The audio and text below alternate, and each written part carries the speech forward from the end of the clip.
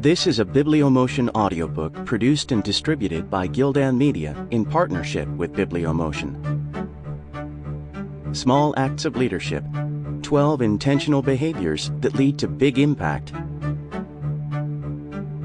by Shawn Hunter. Narrated by Timothy Andres Pabon. We hope you enjoy this program.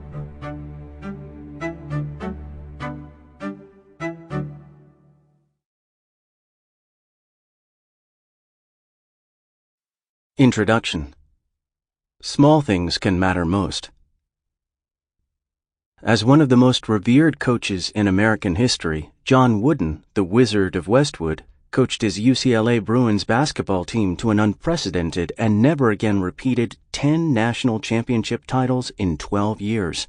This remarkable winning streak included an astonishing run of 88 undefeated games in a row and back-to-back 30-0 seasons. If you had been lucky enough to get into UCLA and play basketball for the great John Wooden in the early 60s and early 1970s, you would have been surprised on your first day of practice.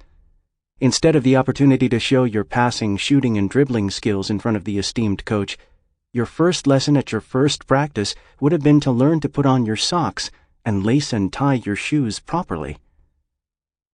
Describing the first practice of every season, Wooden said in an interview that he would ask his players to take off their shoes and socks. Explaining that these were the most important pieces of equipment each player possessed on the court, Wooden taught his players how to carefully pull on each sock, making sure there were no wrinkles, particularly around the heel and toes, which might cause a blister. Then, advising each player to hold his socks up firmly while lacing his shoes, he told the player to pull the laces securely from each eyelet, not simply yank the laces from the top, and always double knot the laces, Wooden said, having no tolerance for shoes that became untied during a practice or a game. Ever.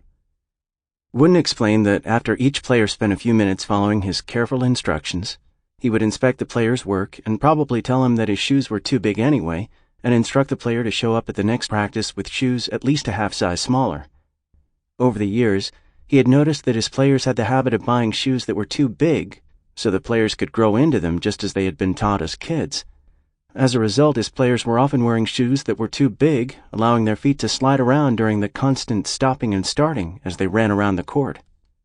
This is how the greatest basketball coach of all time started his first practice of each season.